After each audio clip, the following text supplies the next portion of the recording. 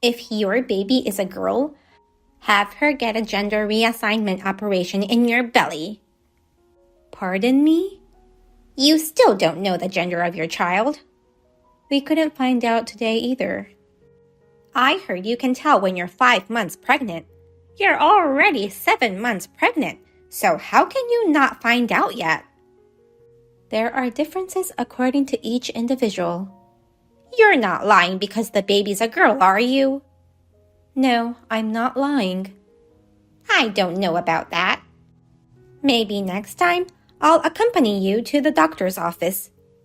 About that, you don't have to drop me off every time I go to the hospital. My son's away on a long business trip. You don't have a car now because my son took it with him. So how do you plan to get there?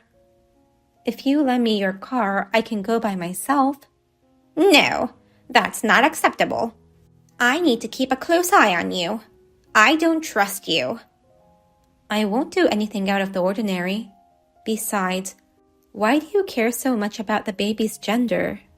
Women are all idiots. Why do you hate women so much? You are a woman yourself, you know. Raising a girl is a waste of time and money, since they just go off to get married eventually. But you raised Marissa too, right? That's why.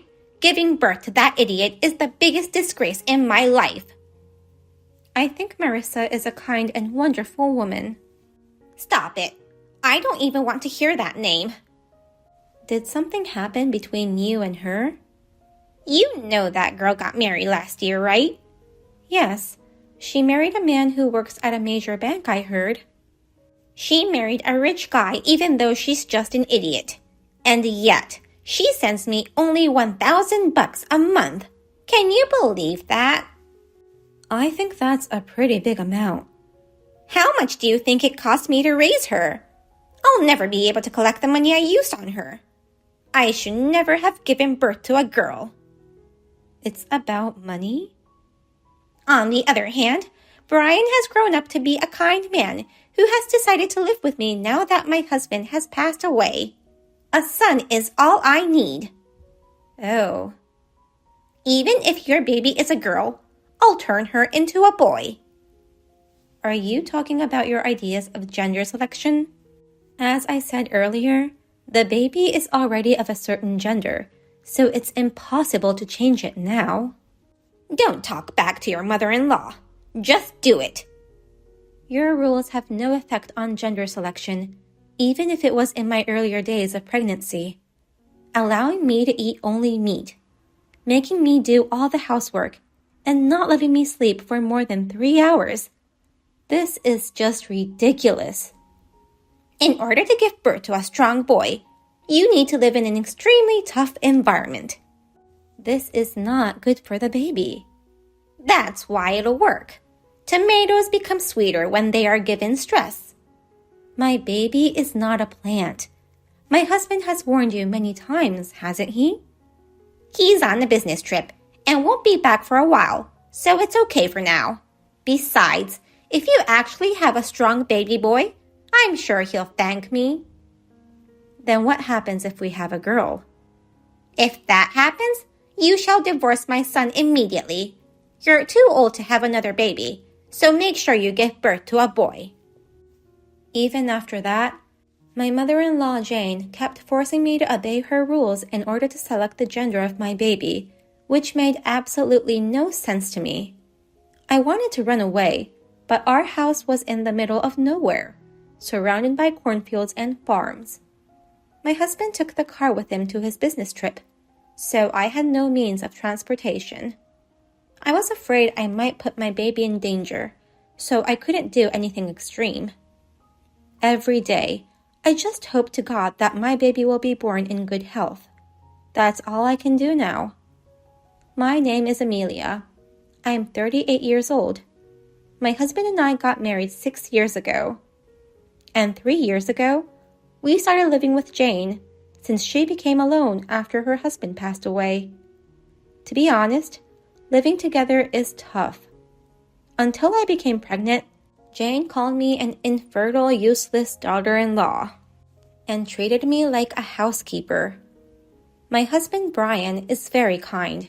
He has told Jane many times to stop treating me like that. But each time he does, she threatens to kill herself, and Brian can't say any more to her. 7 months ago, I found out that I was pregnant. I was hoping that Jane would change her attitude, but then she started saying that she would not accept anything but a boy. Neither my husband nor I care about gender. All we care about is the baby's health. But if it's a girl, what on earth will she do to us? I don't even want to think about it. I was really hoping that the baby would be a boy for the baby's sake. 1 month later. You don't need to give birth to a girl. You might as well have a miscarriage. Please, let me in the house. You lied to me. I'm glad I forced myself into the examining room. I knew there was something wrong. There's no way you couldn't figure out the gender by now. I'm sorry for lying to you, but I was afraid you might do something to me or my baby if you found out she was a girl. If I hadn't asked the doctor, you would have given birth to a girl ever so innocently. I thought you could love her once she's born. No way I could love a girl. That doctor annoys me too. I begged him to change the baby's gender to a boy, but he just said it's impossible. He's no doctor if he can't make the patient's wish come true.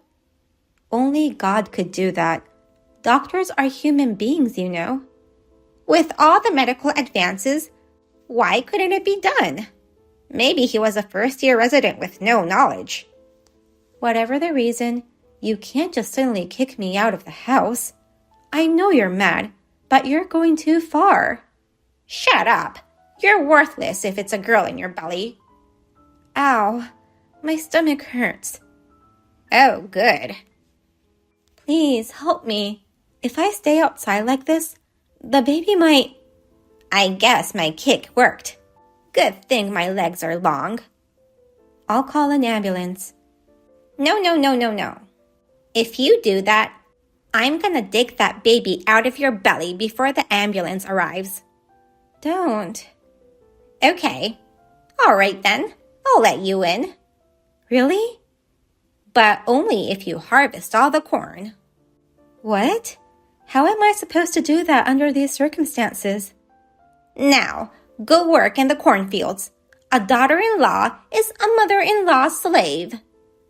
That's impossible. You heard what the doctor said. He told me to take it easy since my stomach often feels tight and it might lead to premature birth. I don't care. I'm watching you from upstairs, but you're sweating like a pig. It's so hot. I feel dizzy. I think the weather forecast said it was an extremely hot day today. I'm eating ice cream in a room with an AC, so I'm super comfortable. Please, let me in. How many times do I have to tell you? I told you to go work in the cornfields. Does pregnancy make you stupid? All right. Hey, you're trying to contact my son, aren't you? What other choice do I have? He can't come anytime soon anyway. I'm keeping an eye on you. If I see any suspicious activity, I'll play drums with your belly. Oh no. I used to be a drummer and I still have my sticks. Once the kid's dead, I'm gonna play a requiem for her. Please, let me give birth to this child safely. Are you on your knees? It's rare to see a pregnant woman on her knees. I'll take a picture of you and hang it in my bedroom for a good laugh. I beg you, please. You should start working soon, or it'll become dark. I don't care how long it takes. I'm never letting you in the house until it's all done. 6 hours later. You idiot daughter-in-law, where'd you go? She fell asleep in the hospital bed. What are you talking about? It's me, your son, Brian. Brian? Why are you texting me with Amelia's phone? I told you. Amelia's in the hospital now and she actually... What? You're kidding, right? I'm serious. But why are you at the hospital too? Didn't you go on a business trip? I got a call from Marissa that Amelia had collapsed. I got permission to leave early and rushed over. I didn't expect Marissa to come over at a time like this. Marissa took Amelia to the hospital as soon as she could, but they couldn't make it in time. I see. I can't believe this happened. I'm so sorry. What are you talking about? Huh? I saw the text between you and Amelia. It's all your fault, isn't it? Brian? Kicking out a pregnant woman in the heat and forcing her to work in the fields. What the hell were you thinking? No. Calm down. Listen to me. Amelia's baby was actually a girl, so it had to be done. You would understand, wouldn't you? Girls should be disposed of before they're born. You're out of your mind. I don't care if it's a boy or a girl. The only thing that matters is the baby's health. How can you say such a thing? You've seen the lack of filial piety of Marissa, haven't you? A girl is a family burden. You can't just take lives because of your crazy personal opinion.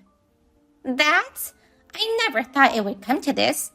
If only she had miscarried, I wouldn't have had to go this far. When you put a pregnant woman to hard labor, you're putting the mother at risk too. How can you not see that? Besides, the lives I'm talking about aren't just Amelia's. It includes the child too. Why are you so angry over an unborn child?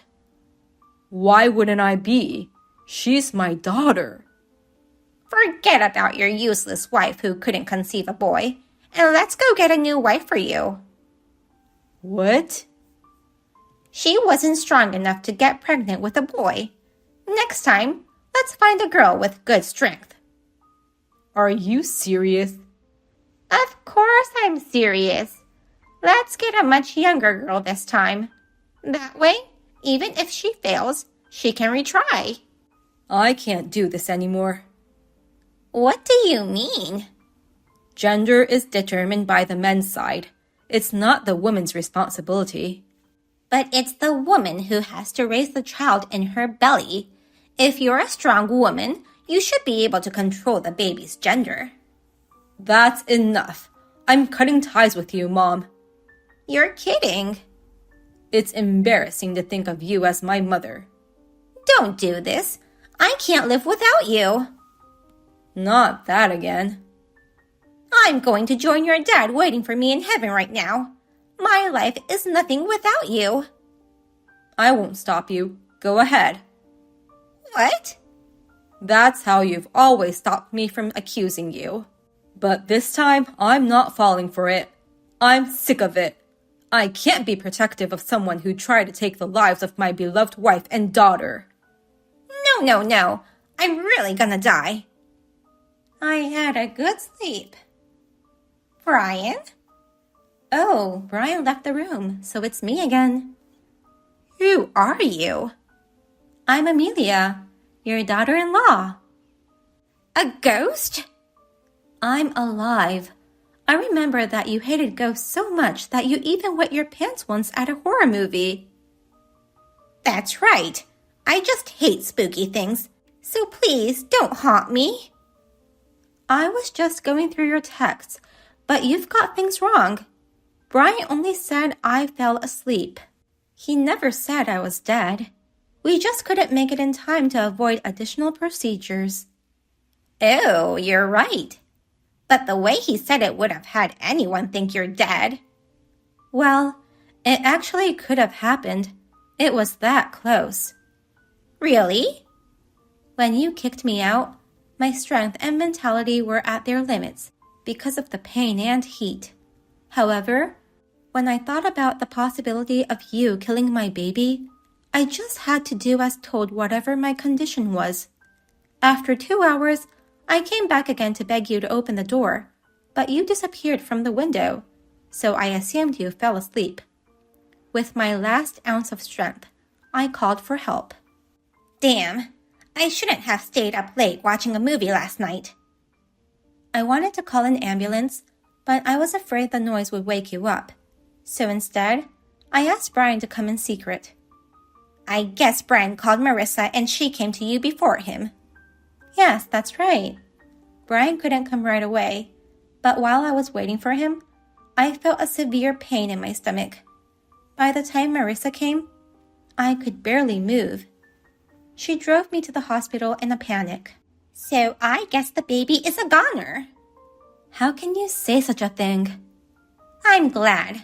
Let's get you guys retried ASAP. Huh? I guess you failed because you weren't wild enough. Next time, be naked all the time like the Amazon tribe. That won't be necessary. The baby is well. You mean the baby is well in heaven, right? No. She was born alive and is still alive. Oh no. She was in critical condition, so the doctors had to take her out immediately by C-section. She was underweight, weighing only under 4 pounds, so she's in the NICU now. Damn, I was so close to sending her to heaven. I can't believe she's alive. You're a demon.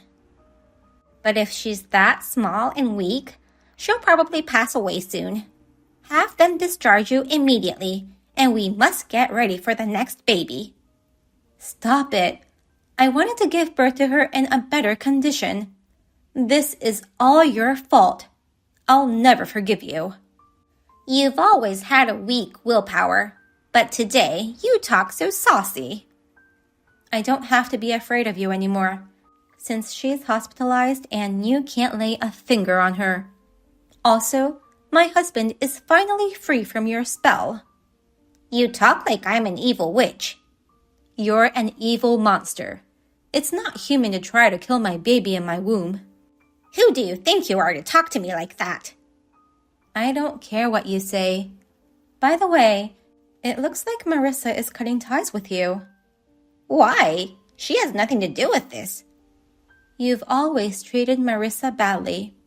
That's because of her cockiness. Ever since they were little, you always favored Brian over Marissa. Girls eventually leave for marriage, so why bother? You're so cruel. Marissa was always hurt by you. I don't care. She has been sending money to you because you're her parent, but your requests for money continue to escalate.